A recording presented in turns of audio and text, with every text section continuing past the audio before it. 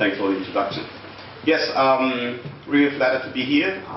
It's actually my first time to be in Dublin, so I'm taking the opportunity tomorrow to actually also visit the city.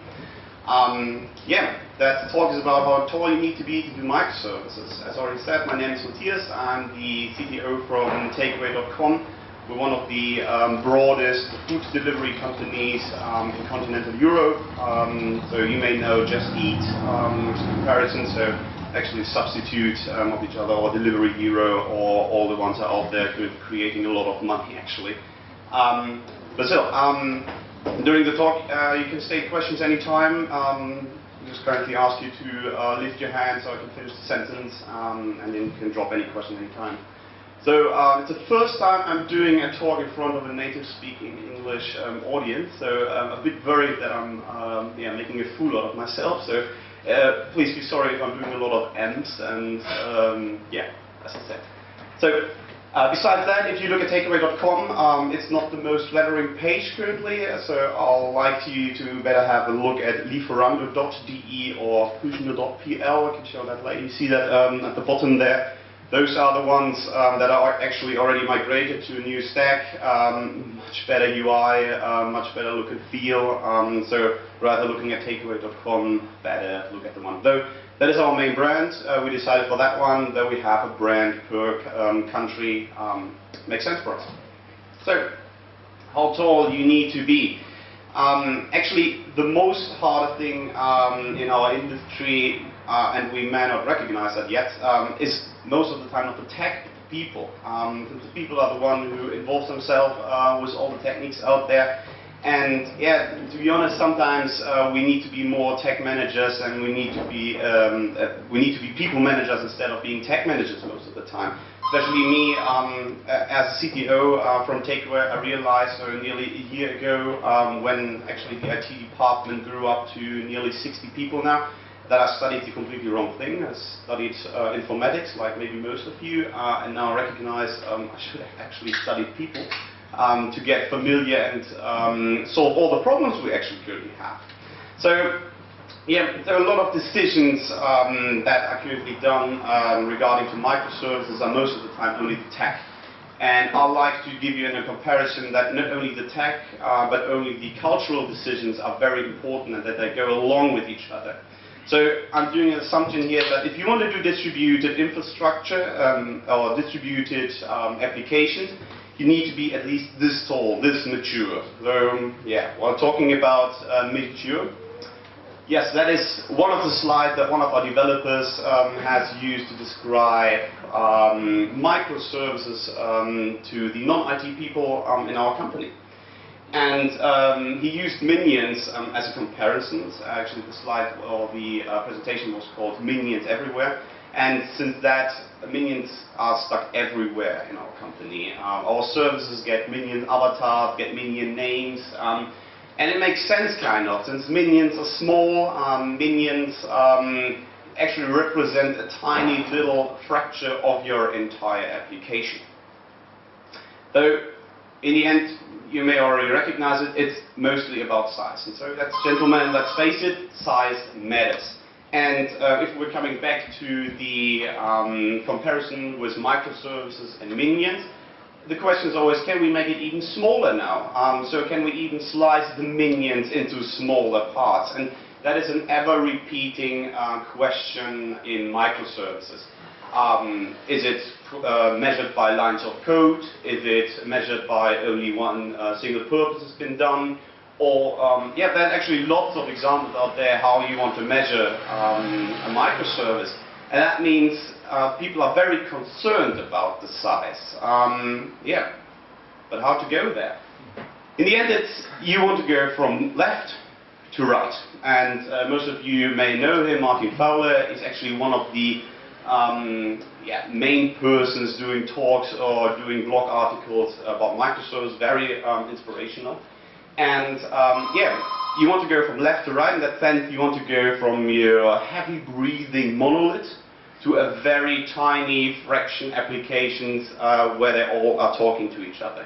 So, but why do we want to do that? You know, most of the time that's that monolith is actually like a stranded whale. You cover it all the time with water to keep it alive, but at some point you realize that your application is dying by its sheer size. So you are maintaining it all the time and you're losing a lot of time doing so.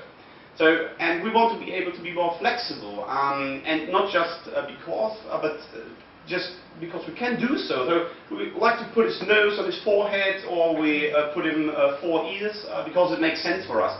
And maybe we're creating an even better human if we are sticking to that example. Though going from left to right isn't only a technical decision. As I said in the beginning, it is merely also a cultural decision.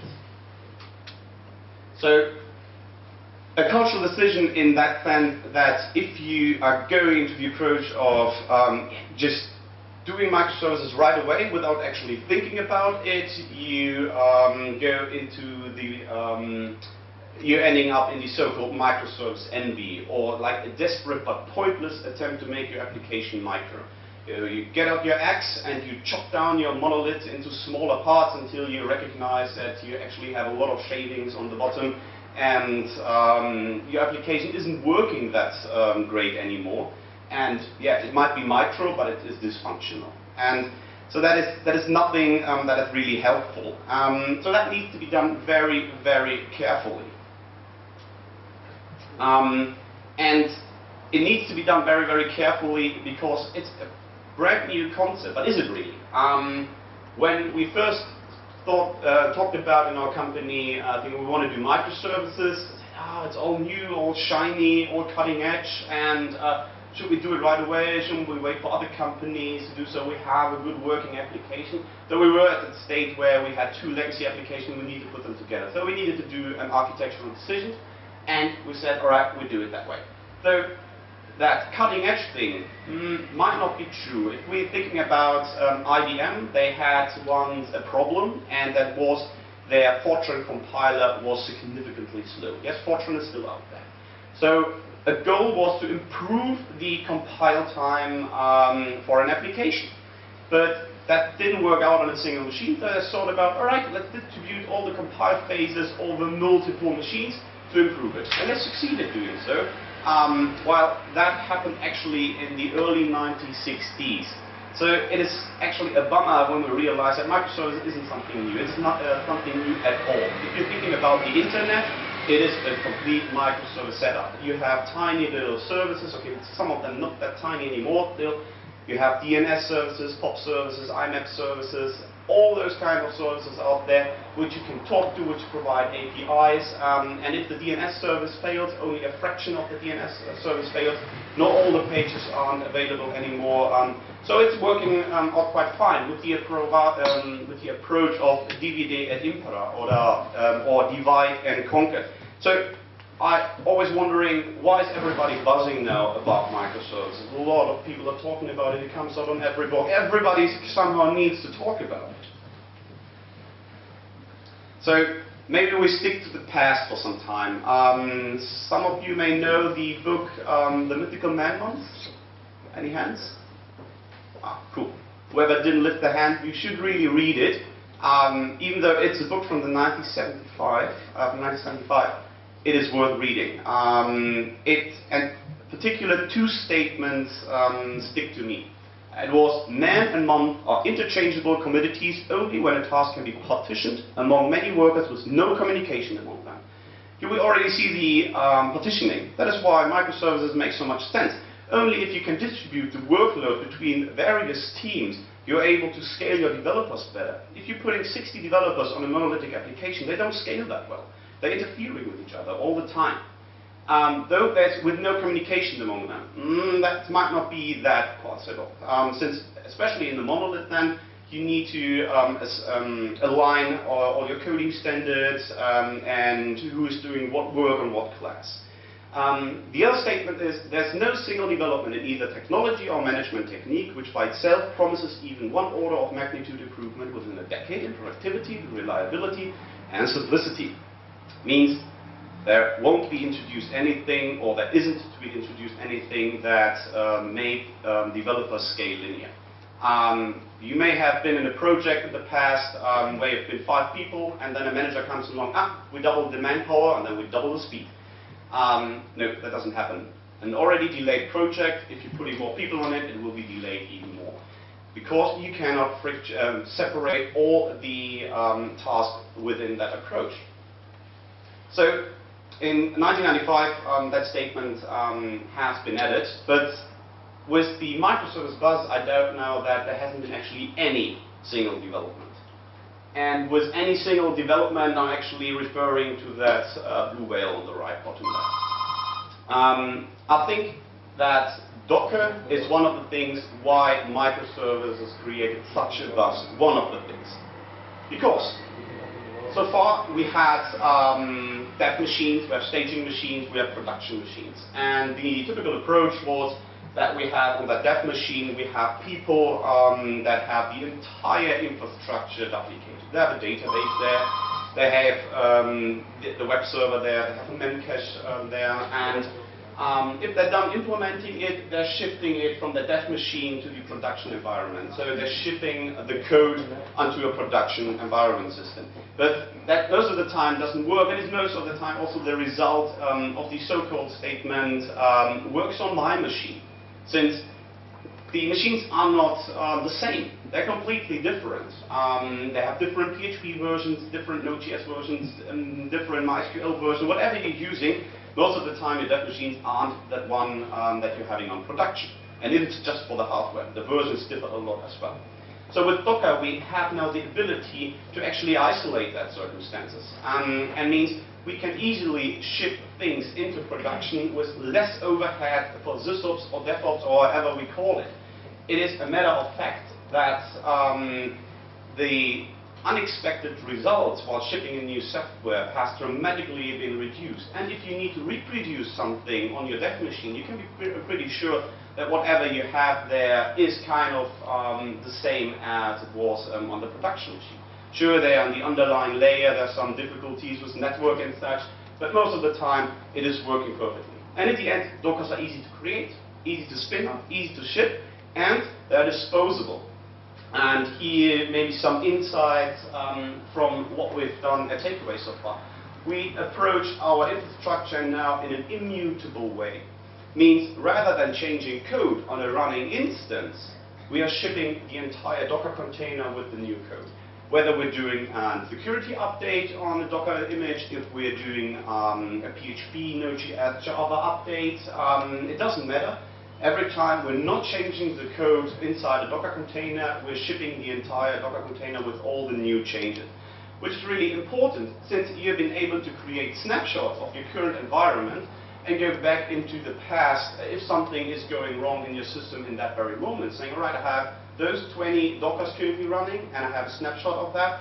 And if I'm deploying 5 over the last 5 days and something is going wrong now, I don't need to figure out what it was before. I can go to a snapshot as it was before.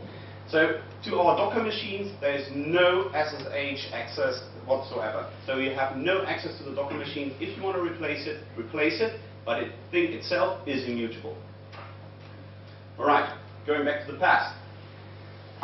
In the second statement, there's also the reference not only to technology, but also to management. And here I'm coming back to culture again. There aren't any management techniques that work perfectly, again, to scale our developers linear. So if we're doing the technical decision of splitting up our applications into tiny fractions, we also need to think about our team, our entire department in IT, and maybe also about the others. So if I'm going back to that picture, it actually becomes cruel truth. Means we need to chop down people, kind of. We have, in the beginning, we have everybody working on one monolith, and now we need to distribute and shard all the people among the application. Means kind of that we need to do to people. Not kind of truth, so there's Melvin to the rescue. Melvin Edward Conway made a statement, again very old, in 1968, and we're seeing all the things about microservices, kind of very old. He stated his Conway's law, and it's everywhere currently. It is actually like the hottest shit currently out there when it comes to the theory of microservices. Organizations which design systems are constrained to produce designs which are copies of the communication structures of these organizations. So that is actually the base ground of the microservice culture. But why actually? As I said, it was stated in 1968, and all of a sudden everybody is buzzing about it as they do about microservices. I think that has a particular reason. As Melvin stated here, it is about that we are constrained. And I beg to differ here, since IT did a great job over the last years not creating applications that are aligned to the company, they're rather creating those crop operation things where the processes itself of the company are only in the mindset of the people. Means as soon as people are leaving the company, the processes are getting lost because they are not written in the application. So even though he states they're constrained, they tend to not do so. So if we're going back to monolith to microservice, in a monolith we have most of the time no domain separation and communication isn't visible at all. That makes it really hard to apply that concept. Then there comes domain-driven development, where we actually define this is our restaurant domain, this is our customer domain, or this is the marketing domain, whatever separation we're doing here, though the communication is not still visible. And with microservices, at that point where we're using the network layer extensively to do communication between different services, we're not only making the separation of concerns within the company visible, we're also making the communication of those services in between visible. And to give you there an insight again, this is a snapshot from a visualization tool that we have written to make all the communication of our services visible. Means we have a manifest per application, per service, which states its name, the one who owns it, that's very important, that's the one who's responsible for it, and what kind of communication is going on, that is API communication or event communication, what kind of events am I listening to. Currently those dependencies are hard-coded within the manifest. Our next iteration of that tool is to pick up that actually from the network layer, so reading out of Kafka all the topics, or listening or grabbing over all the applications, searching for certain URLs or whatever, to actually automatically generate the communication that is happening between the servers. That is also very important for our SysOps people, because if we assume we have hundreds of services out there, and at some point we'll get there, they need to know who is responsible for a service, and they should not ask in a general chat about who's doing that, who's responsible here. They should be able to search, and they have an input field on the right where they can type in the name of the service, the same as a Docker container, and then it will spin out all the name matchings, and you can look at who's the owner. So, but it's not only about the communication. As I said, if we're looking at the separation here, we have all our services, like those are tiny services. This is our domain. Within the domain there's communication, and from domain to domain there is communication. Since there is a certain rule that an entity protected by an API is only allowed to be changed by the API. Nobody has access to the database directly, otherwise we're screwed. And the same thing applies then to the teams. So you have your teams. Within those teams there are persons, and again there is communication in between. And that is something that is very important. It means, as I said before, very often I guess, if you have a monolith and you have lots of people working on it, it's sometimes really, really hard to distinguish who is responsible for a certain class. And those classes are getting bigger and new functions are being added because people tend to use one particular anti-pattern, and that is they repurpose instead of reusing a class. So they're making it bigger, adding functions, adding methods, and so on, until 20% has been built by that person, 30% is built by that person, but who's now the one who's responsible for it if even 5 people have worked on one particular function or method. So with microservices, we enable people now to take care of a clear bounded context where a team is responsible for a certain set of features or a certain set of services or just one particular domain. The separation is much easier because the context itself is so small that they can actually overlook it completely and not, okay, 20% of that monolith and 20% here. And the concerns are not overlapping. As I said, it's not that multiple persons are working on the same class. It's most of the time 1 to 2 persons writing one service. Being the owner and being fully responsible for that one is then very, very easy. As well, our applications are being very chatty. So we're using data very inflationary. Means we're generating lots and lots of messages. We're emitting events, we're sending metrics, multiple of those, thousands of those.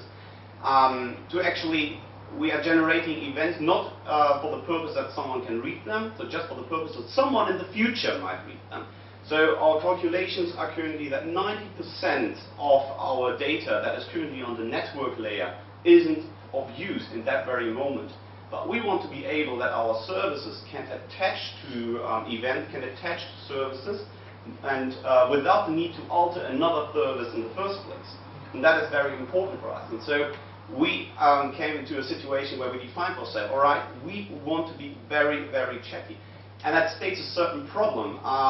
Network, we always make one big mistake, or that's one of those fallacies. Network isn't infinite. We already have those 40 gigabit network lanes, but still it's not sufficient. If I could give you an example of that, even the internet is limited. It is about 167 terabits that can be passed through the internet. And if you would just use the, what is it called? The sneaker net. Somebody heard of the sneaker net? The sneaker net is that we're actually grabbing a hard drive and bringing it to another data center. That's the sneaker net. In that sense, if you would use FedEx with all that capacity, you would reach up to 14 petabits per second. So the network isn't the fastest one to transfer the data from one to the other. Of course, it's real time, but if it's just for the sheer mass of the data, FedEx will be faster actually.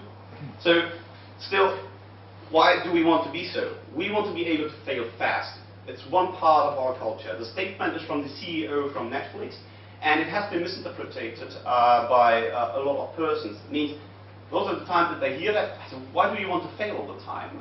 It doesn't make sense. Don't fail in the first place.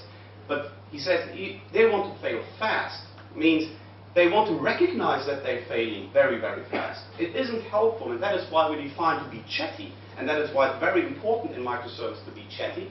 If you don't recognize that something is wrong within your application within seconds, then you're screwed.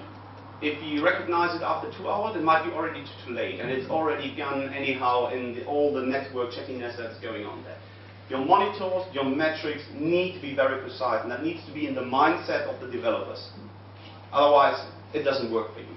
Netflix has actually a statement that they're recognizing within 10 seconds if a deployment succeeded or not.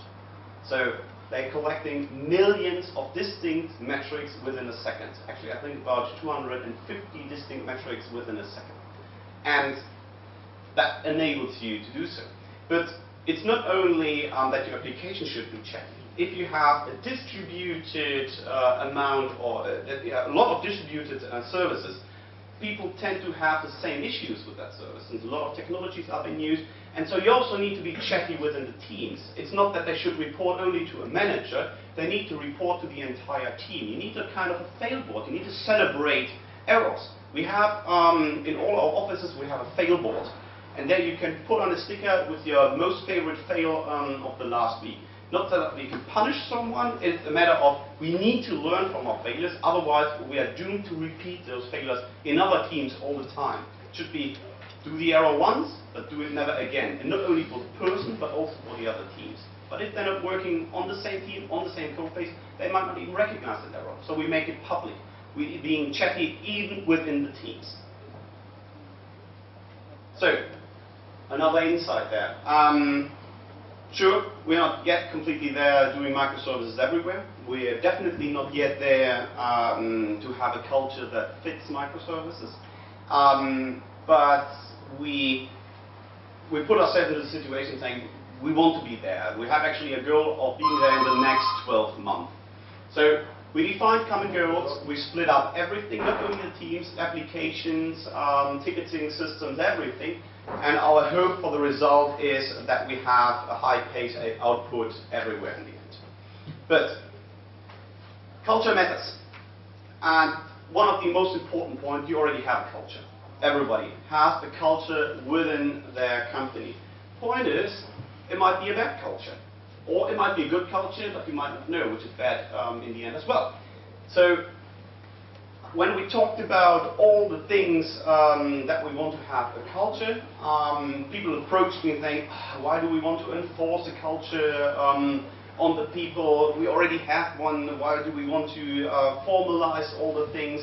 That worries me, and you killed everything. That's so German of you to make standards for everything. And so it was not really helpful, especially if you know Dutch guys. They're really anti-hierarchy, anti-everything in that sense of managers away.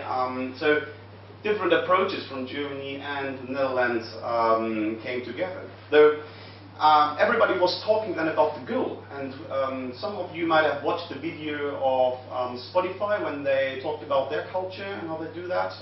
If you haven't, you should actually have a look at it. It's amazing how they do that. And we recognize, okay, it's not only the goal that matters, we need to make our culture visible. And we recognize that during watching that video that we realized it's not actually that we like that culture in particular, because we cannot just put a culture on our company from another one. It is that they know how their culture is looking like. So they have made their culture visible, and that enables you to optimize it. That enables you to improve your culture. You need to make it measurable. And even that sounds a bit vague of, okay, how do you measure culture? It needs to be defined step by step. For example, we just changed the entire process how our ticketing flow is looking like. And our measurement is happiness.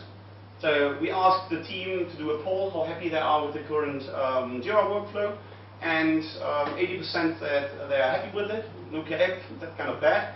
And when we improved it, we went up to 94%. So we made it measurable and saying, all right, if someone is complaining now about those 6% are now complaining about certain parts of the thing, they should introduce or give an opinion on how they want to change it. And then we can do another poll, and then maybe 96% of them are happy with it.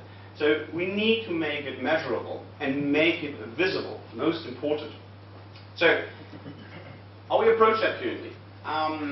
We defined common goals. We created a manifest. One of those statements from the manifest, I think it's 12 statements, like announcements. Documentation before operation. We seek to distribute knowledge and information between multiple offices early. We think before we code. That is particular for my person, something what I consider very important. 90% of developers' work are actually thinking. How that thinking has been approached depends on the developer itself. If he does trial and error coding, if he's writing documentation, if he, however he's approaching it, in the end, the amount of time that has been spent to create production-ready code is a tiny fraction of our daily work. Means if we're thinking about what we're doing, we should write it down and enable others to look into it. Otherwise, that being chatty doesn't work out at all. So we're creating a manifest where everybody worked on that manifest. Everybody could contribute, everybody could add statements to have a vague, abstract approach of how our work ethics look like. Next step is we created the so-called clubs. Those clubs are a group of people of the same interests. It's like you're going to the club only if you like the music and if you like the people. Otherwise, you can't be bothered, or you've been forced into that and you're not really enjoying it. So we are gathering people of the same interest. And then we state certain questions.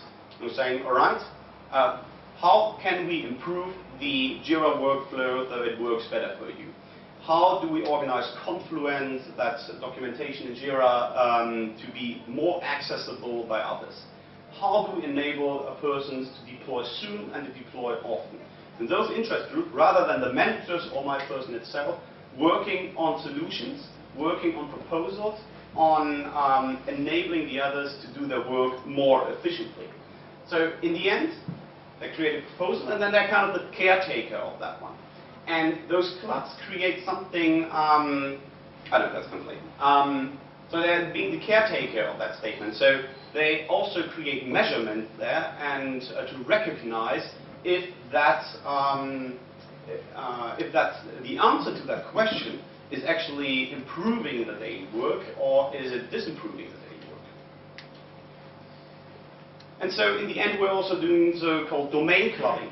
So we put people together that want to work on a certain domain, for example, the restaurant domain, customer name, and so on, and so on, and so on. Again, it's the people of the same interest, so they like to contribute there. And we all know if someone is loving what they're doing, they improve, and they are being much more productive on that thing. They're working on features, and they're releasing and taking care, as I said, with that manifest, as stating the owner, and such. And here comes to the point what I like actually most about microservices, it's the broad distribution of technologies. For every service, developers are allowed to do full stack decisions. So it's not, as it would be on a monolith, that you need to go with MySQL, you need to go with PHP, and you need to use JavaScript jQuery. For every team that can do the full stack decision and saying, all right, that service, taking care of that entities within our domain, and we're using MongoDB, or we're using Redis, we're using Cassandra, all the things out there, because there are certain use cases for certain databases, and we don't want to make compromises anymore. But those compromises, I mean, for example, that you have a database that needs to be sufficient to do proper writes and proper reads. So you come from the university and you normalize the shit out of the database, and then you recognize it's not scaling. So you denormalize it again. And you make it eventually consistent. And you should not do those compromises. You should have a service that does the writes and has a write database, or just an event storage. And you have a service that just does the read with a completely denormalized database, completely independent from each other. And that approach we allow the developers to do.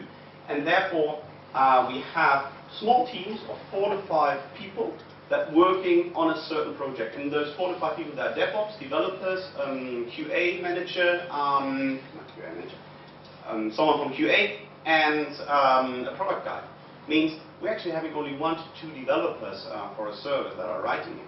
Means the clubbing come to, again, to high importance, because it's nearly impossible that we are distributing the competence of a certain field, for example, Docker, HTTP services, databases, and so on, among all the different domains. And therefore we have those clubs with people sharing the same interest that can distribute among all those domain groups their knowledge. If someone has a problem with Docker, they don't need to have the expert of Docker within his team. You can ask a club responsible for Docker.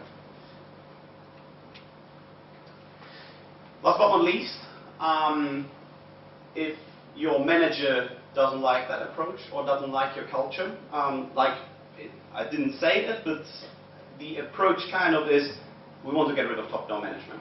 And I think that fits microservice the best. And that is something where you really need to grow up for. Since even for my person, it was really hard to allow people to do full decisions. All the decisions. They need to take the full responsibility for those decisions.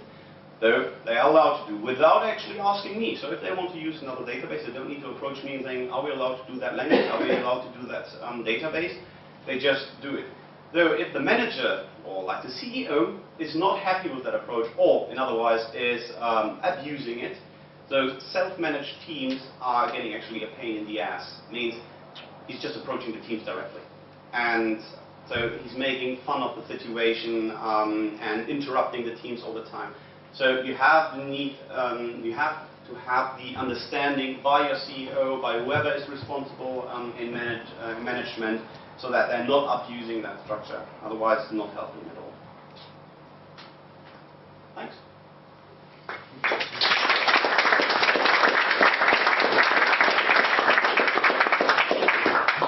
Open for questions. Do you have any questions, sir? Yes. So with the freedom of choice of technology for each of your groups, what do you do if a group chooses something truly esoteric and then leaves? Indeed, that's actually two problems. We have, first of all, a team that decides to use something that probably hasn't yet been used in the company, so no deep knowledge is in there. So using brainfuck or whatever. So, but I tend to say it doesn't bother me. It still doesn't bother me in that sense. The application itself are very tiny. If they can argue for their technology decision, so if I'm stumbling upon that service and why did you use Erlang there, and then they can probably argue that it makes total sense to use, so it's fine. If they're leaving the company now, the services they are leaving behind are very tiny, and they most of the time only serve one single purpose. In that sense, if we need to replace them, we are rewriting them. Since just because someone is leaving the company doesn't mean automatically all the services are getting buggy. And yeah, but we would replace them, we would rewrite it completely. Yeah, well, what is the communication standard or protocol for communicating between different services as well as transferring data? Asynchronous and synchronous. Synchronous in that matter of that we're writing HTTP APIs, web services, that are communicating. Synchronous with each other if we need to be sure that consistency is assured. So from the CAP theorem of consistency, availability and partitioning, that we're going for consistency and partitioning, but availability and API can sometimes not be assured.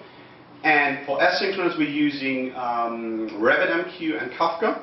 RabbitMQ as fire and forget. So if we're using the command pattern, means we want to order a service to do something, we'll put it on Rabbit. If we have a data change and we want to announce that data change, that is very important since we're doing event sourcing, we announce it into a topic of Kafka.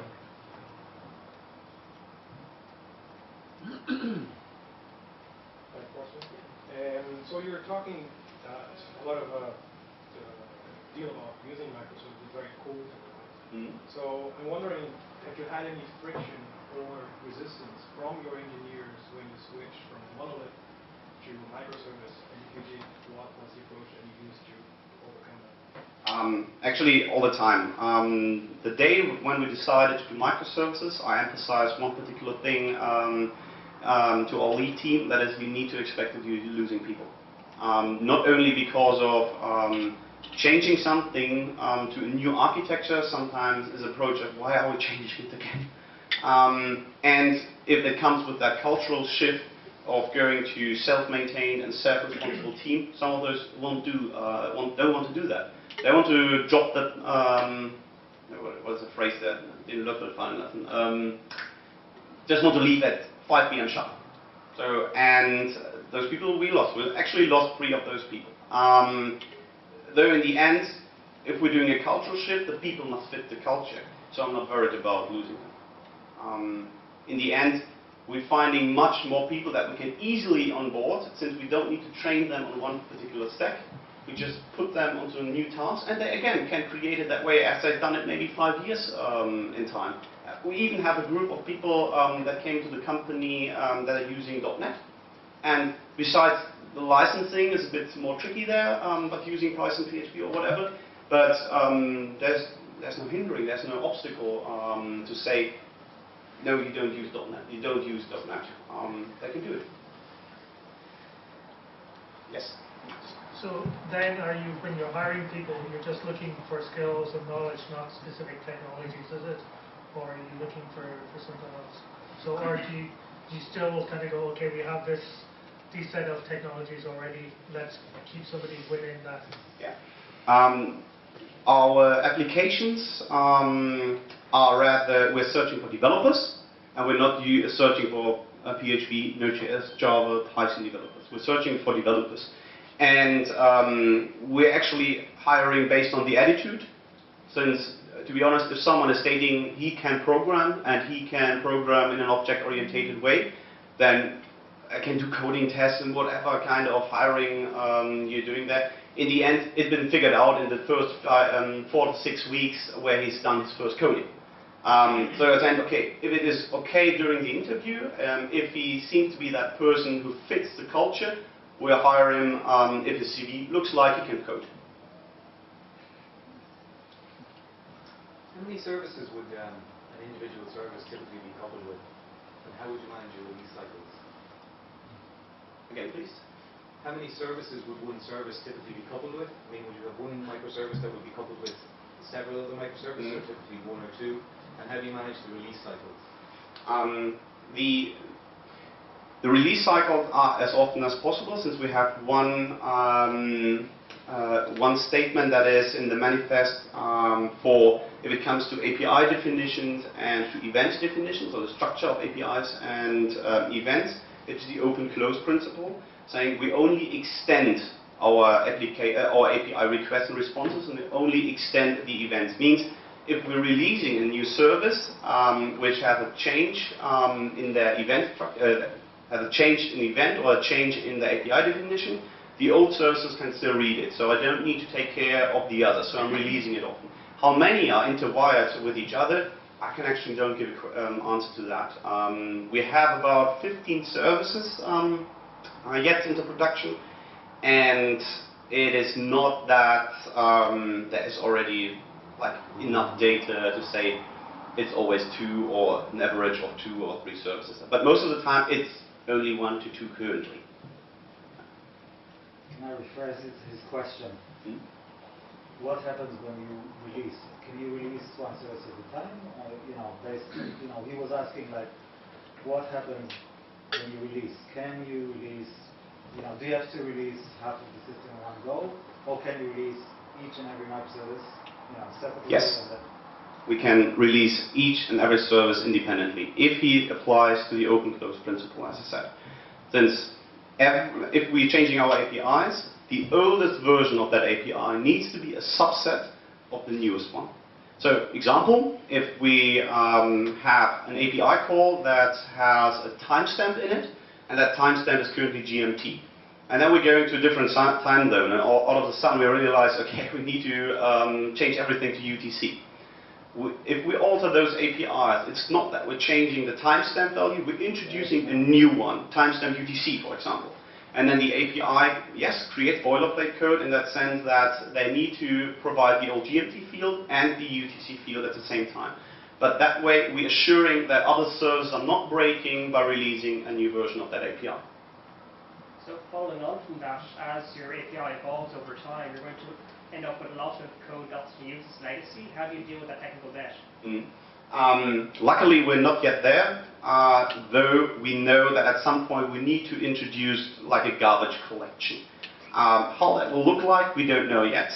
We will approach that once we come into the situation that we have maybe lots of those fields that's creating a lot of confusion or a lot of extra work in the API. Probably start now.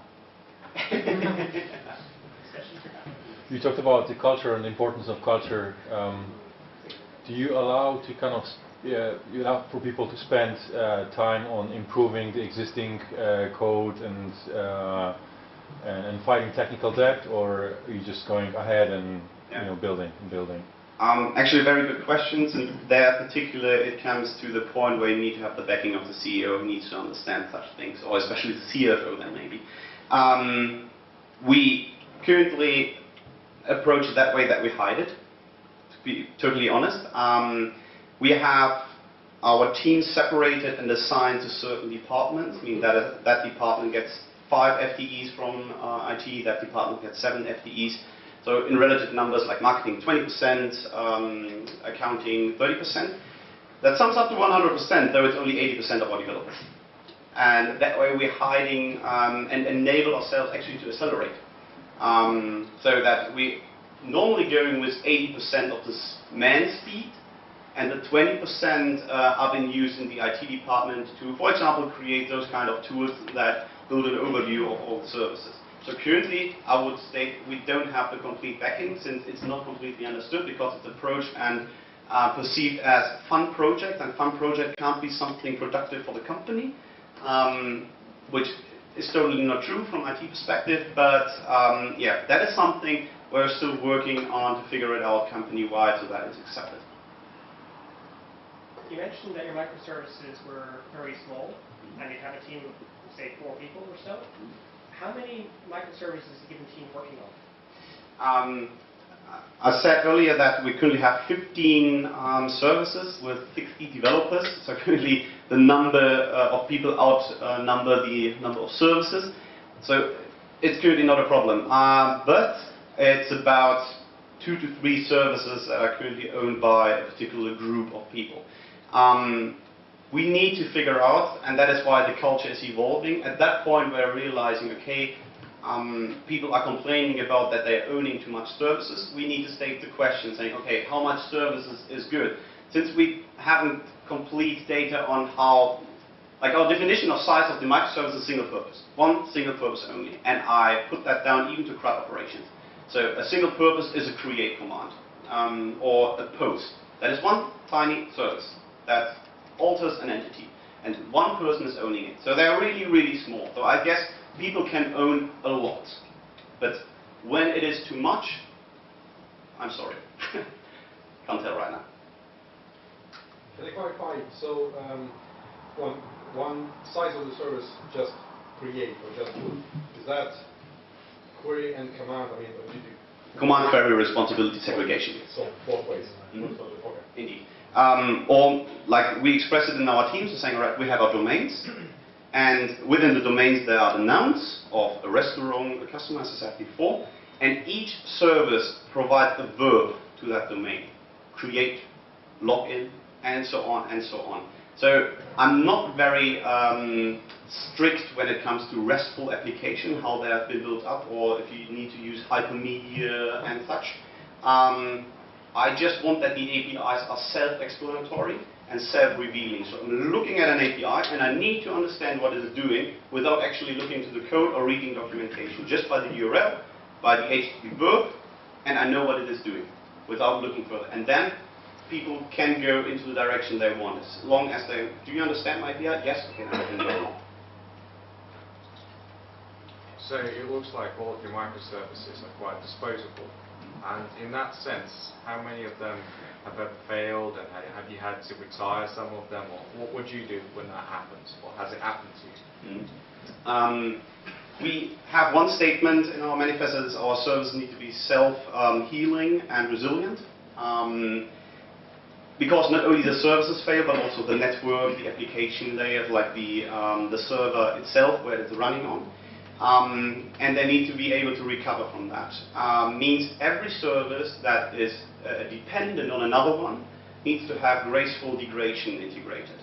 Example, if you're calling for a restaurant list, that might inherit also the best restaurants, the top listing restaurants, and all those 3 things are different services. The API for receiving the restaurant list won't fail until the moment where the main restaurant list is failing. But if top sellers are failing, I just provide an empty list. If top listings are failing, I just provide an empty list. So each service needs to have gracefully degrading capability to be able to cope with errors on every level. At that moment, it happened to us multiple times already, especially in the beginning when people actually were not completely familiar with the entire Docker approach and such. Though at that very moment, it is that because of the small size of the application, the error level has dramatically been reduced, particularly in those small services. How many instances of each of those 15 services do you typically run at the same time? Good question. Let's see. Actually have.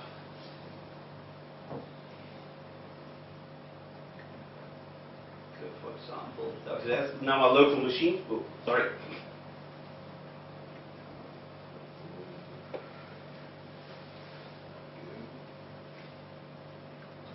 That's really big.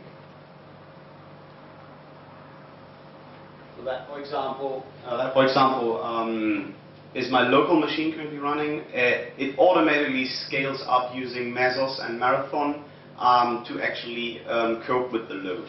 So it depends. We're scaling up and also we're scaling down.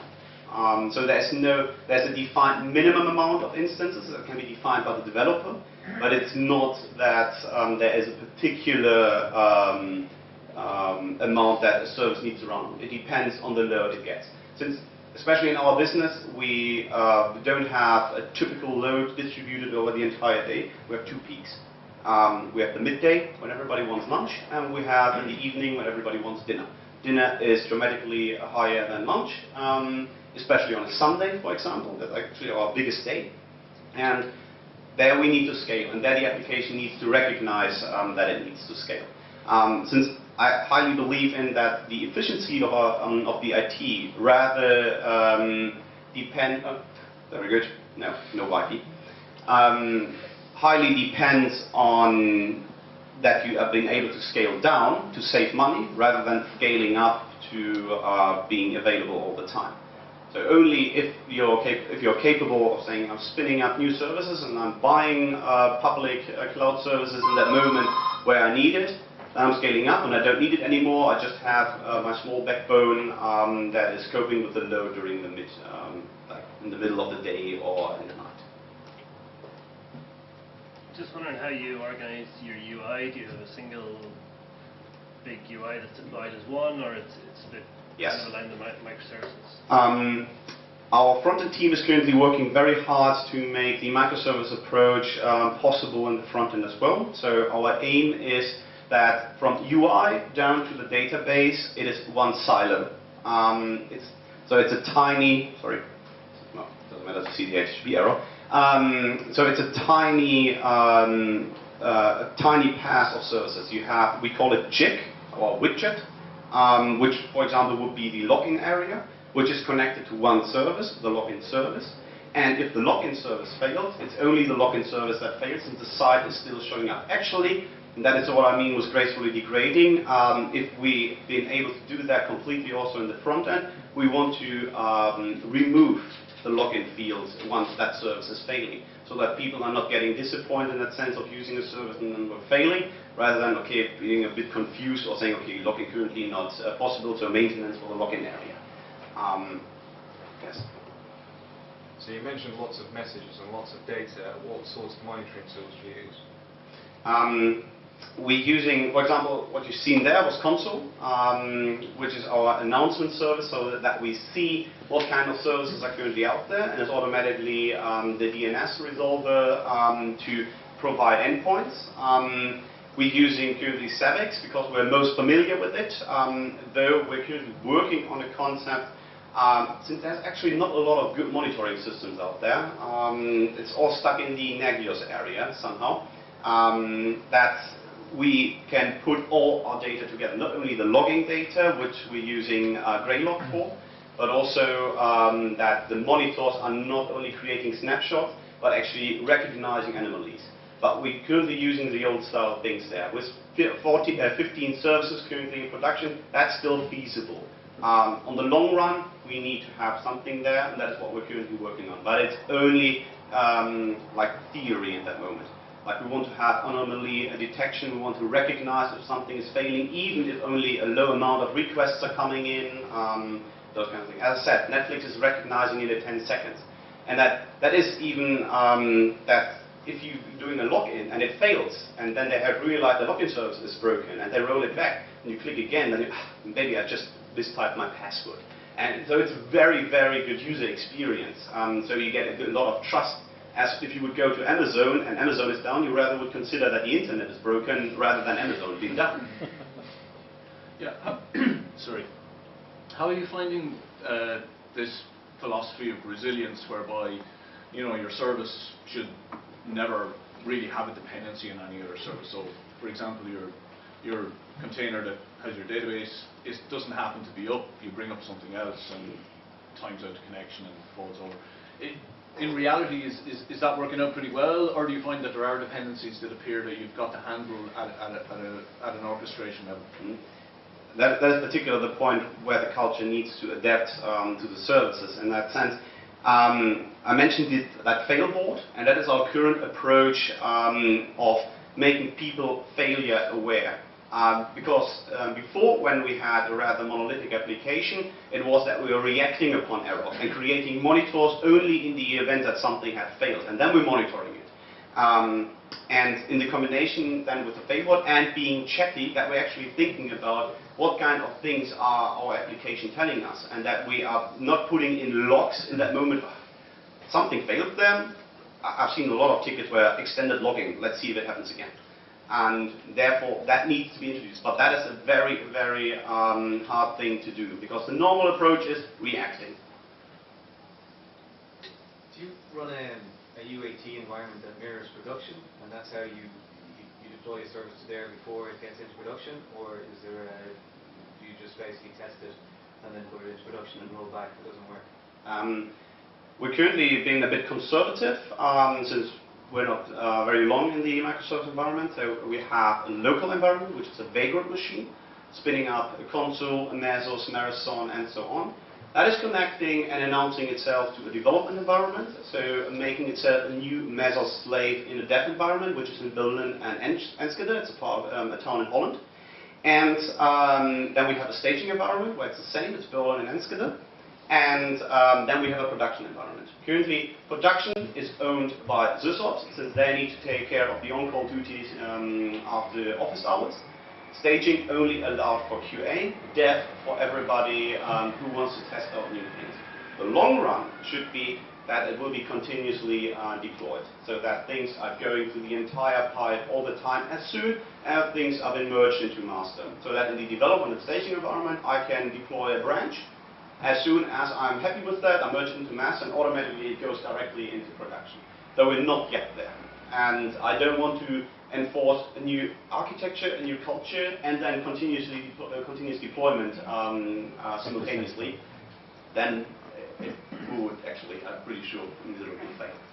And would you be pretty sure that your QA environment mirrors your production environment? Yes.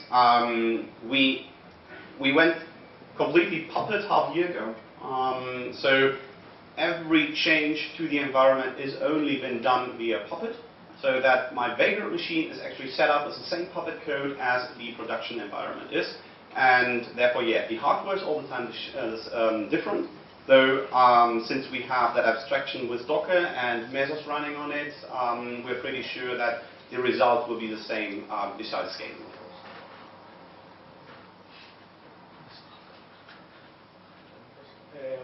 Have you used any measurements or KPIs to be able to tell this is where we were on the monolith world, and this is where we are now with microservices, and therefore do better? That is a pity, no. Making the culture visible. That is the whole point. I cannot tell if we have been better or worse a year ago. And that is what I want to change in the company. Like, to give you some more data on the growth of the company, we were 20 people 1 year ago. And now we're 60 developers, and we aim by the end of the year for 100 developers. Means we haven't yet taken care of the culture. Since with 5 to 10 people or 20 people, it kind of still works. You're all sitting together, but as soon as you're in 2 offices, that creates high confusion and makes the culture, it is not visible, very vulnerable to outside influences. So if like a big group of or new developers are coming in, they're changing the culture, but you don't know if it's improving. So yes, so no, we don't have a measurement, so we want to make it visible and have a status quo in that moment. And as a next step, that is why we need to define those measurements. And if it's just a happiness factor, if it's a happiness factor, then we can improve. But yet we don't know. We just assume we've been better because our talking is better. Just a side question. Would you hire a developer who doesn't speak German? Yeah, we already do. We already do actually that since 5 years. The Berlin market is a very competitive market when it comes to startups. So it's really hard to find good people for cheap money. And therefore, yeah, English is mandatory, German not. But it differs. I heard also from companies who actually announce that they only want, they can have different people from different countries, though they need to learn German instantly. or everybody's still talking, German, and they need to learn it. But we get along with English, and it's helping us a lot, since with the guys from the Netherlands, they have pretty good English, and some of our developers are not so good in English, and haven't we introduced that years ago, that will be even more hard, a bigger struggle to do. But yeah, English is mandatory, German not. So if you want.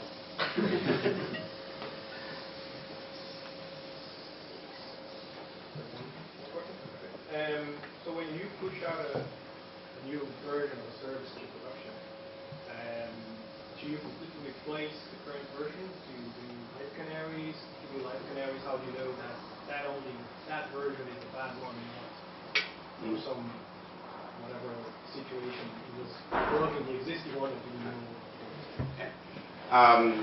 that's a very complex question. It depends. We can just announce a new service over an existing one and just replace it.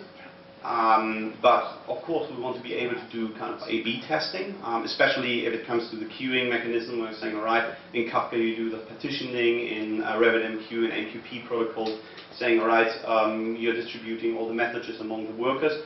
That we also introduce new versions in parallel to older versions, mainly also to measure the impact. In that sense, we have a lot of sending methods to bring an order to the restaurant, which most of the time is fax. And you need to work very hard on fax machines until you improve them so that they're working with every other fax machine out there. And so it's a lot of times that we're replacing that particular service with just a tiny change, and see over a week if it improves or not. So both approaches are possible and allowed. So once you have lots of microservice events, who has the overall picture? You see that tool? That would be the one to search for all the things, and that is one of the things we will improve also to provide particular that overview. But yeah, that is our current approach. We make the service visible as dots. Have you seen the? I still saw that earlier. But I mean, like, you say you have 60 developers, so does everyone have idea of overall picture, or they just in their little silo? Yeah, again, the culture shift. The developers tend to have the feeling they need to have a good overview over the entire system to do their job good. But it's actually not true. You need to be very careful, or you need to be very familiar with your particular domain. And so the developers in our company, every day they're improving on, okay, I don't need to have the big picture. I need to know how each service may look like. So that is why we're doing all those standards and making all that culture visible. So if you go into a different project or a different domain, you need to have the least astonishment that, okay, what did the people do there? Thought we agreed on being chatty, and you writing one log starting service, and that it is. But the complete overview is something that cannot be sure. And actually also in a monolith, that's actually just a myth that people think if just the application is within one repository, that they have the full control and the full overview of the application. It's always just a fraction of developers know a particular part of that application. And that doesn't change with microservices. So with microservices, the bounded context is much more clearer. But then, if there's an issue, how would you, or which team will be going in and go through every single, all the way from back-end DB to all the way to the front end? Somebody has to get the whole view. Exactly. That's why we're having those, that JSON manifest that has been read out by that application, and within that manifest there's a key called owner, and there's the name of that person. So I can search it within that UI and look for a particular service that maybe is currently failing or is currently creating a lot of exceptions, and I see the person or the persons who are responsible for that service, and I can approach them directly. Currently, it is like with the legacy application in the general chat, who did that change? Why is that exception now coming? Please call. So just following on from that question, it's interesting because you mentioned Fred Brooks and the Mythical Man Month, and he had the idea of the surgical teams. And I'm just thinking, does that line up with the way you see those microservices development teams pulling together? Yeah, yes, indeed. I actually really like that surgical team thing, especially to having actually only 1 to 2 developers only per service. It's not that I've stated that somehow in our company and saying, all right, that is the way our teams are looking like. It comes out naturally in that sense that we don't need more than 1 to 2 developers for one service. But yes, I highly agree to having 4 or 5 people working on one service actually is not very helpful for it. You're able to run them as a developer even. They can spin up the whole lot. They may not understand all the services except their own one they're working on, but they can run the whole lot in their own VMs. Is that correct too? Yes, they would be able to do so, though the people are already recognizing that they don't need to. They only need to have their dependencies been set up, so that's currently like 2 to 3 other services. And then it's kind of black box testing, of course. That is why we need to recognize if something is failing then in the whole environment. But most of the time the people are just spinning up the services they need and see if the input correlates with the output. So they can just pick very small parts of the whole lot. So they're just parts in their silo and just run those on their own. Yeah, with that Baker machines I mentioned in the beginning that spins up a Mesos slave and announces itself to the dev environment. Every machine, every laptop we have in our company becomes then a data center. So people with 2 laptops can actually already test fallback scenarios and failover scenarios like in a real-time environment for being geo-redundant. So if I'm spinning up my Vagrant machine, I would actually see like 10 data centers, and it just means 10 other or 8 other people plus the 2 development environments have currently spinned up their data centers. So this framework, so I call it, which is your VMs, your Dockers, who kind of works on that view of things? Is that something you built up over time, or do you have individuals that would? This is our current SysOps team, and that is actually the part that consumed the most work. Creating and understanding Mesos, Marathon, Consul is particularly very new. Understanding all those tools and how they're working together, Zookeeper, Kafka, Cassandra. Actually, we have like 90% of the tech stack nobody's ever used before, so everybody is like really looking forward to it. Yeah, that took the most of the time, especially when the databases come in place, and before people are only familiar with MySQL or SQL databases, and they know how the fallback scenarios look like and how data retention and so on. And now they're having Kafka, and how do they back up that thing, or how do we back up a Cassandra cluster? How are the what are the hot backups, the cold backups, the offline backups, and all those things? Since we don't have one database for the entire application, we're actually currently having like 4 different databases already there that are taking care of different things, from Redis, MongoDB, Cassandra, and MySQL. What are the most relevant things that change between working monolithic way or this kind of working in a day-by-day as a developer?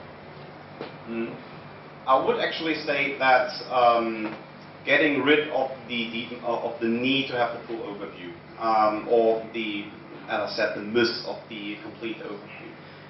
Because that was also for me very new. And before, I was the first developer in the company, and of course I knew the entire application, even though I haven't written most of it in the end, but I still had a good feeling of how everything was structured. And now with actually spinning up a completely new and having those microservice approach, and everybody is doing things differently, that's a tough one to accept for yourself. So that changed particularly my daily work life. So just seeing the application from abstract level, I just look at the service from the API definition, from the events it emits, and I don't need to look into it. So that is a high demand. The developers need to develop for others and not for themselves, to allow others to read their code easily.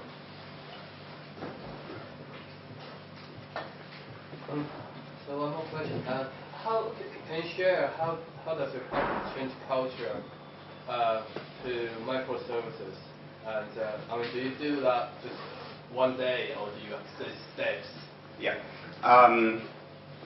We have that manifest, 12 statements, and we are stating, like on a bi-weekly phase, we're stating new questions. The current questions, for example, are how do we change the documentation structure, how do we enable people to deploy fast, and how should the domain separation look like. We already have a good feeling for, but it should be evaluated by the team and elaborated by the team so that they are believing in that separation. And further on, we're stating new questions. For example, how should we version the APIs? How should an event, a change event, look like? So all those questions will be stated on demand over time. So that is a good thing about Microservice. What I like, within a monolith, you need to think a lot ahead and engineer something that makes sense on a piece of paper already. Otherwise, you're creating something, in the end you're recognizing that's not flexible anymore, and so on. With Microservice, you don't need to think so far ahead into the future. You should have a good feeling about it, but you only need to solve the problems in that very moment. And if you're realizing, okay, that service is not working anymore because we misengineered it, creating another service and letting it run in parallel and see, okay, that's working better, we dispose now that one and use that one. Since, makes sense there. And who get involved in contributes to answers? Whoever wants. Whoever wants. We have, rather than managers, we have mediators that taking care that a discussion is going into a direction, because we all know discussion is the best thing we can do. Discussion makes fun, and sharing knowledge or just expressing an opinion is something everybody just loves doing. And so we have mediators that are taking care, is everybody being heard, is everybody happy? And okay, we're not getting an opinion, an even or a majority here, so we're doing maybe a poll, and or I'm being the last vote now, or whatever. But people who are pushing forward the discussion so it comes to an end. But whoever wants to contribute can contribute. Yeah, we'll take one more question there. Oh, sorry. So you said that if a service was providing issues, not stable or whatever, so would that switch to another team, and subsequent could be written in completely different technology, or would you, or does it just depend, or you haven't got to that stage yet? Yes, we haven't got to that stage yet, but that is what I look the most forward to. Since if we have self-enabled team, the social aspect of that team gets more and more important. How do we punish teams, if they fail to do something? Since they can use the resources of the company without asking for permission, and they are free to do something or do the complete decision. Thing is, my belief or my hope, how it will end up, is that that people are not going anymore into your project. You want to start a new project, you want to change the service, and nobody's believing in you anymore because you screwed up last time. And then, no, we're not going to do that with you, or you're not doing the last call this time because your decision last time was so miserably that we are following that guy. So we don't need to announce someone a manager and he's doing 3 errors in a row, and then it's like, okay, we're firing you as a manager. No, it's automatically resolved by the team. So they say, okay, you are having the last vote now anymore. It's like the alpha of the team can change on every project. So you basically have this grand genetic algorithm which will find the best technologies and way of doing things. Indeed. Though it is very, very hard to get the people into directions all the time that they're actually finding a solution and not talking. Pete said that.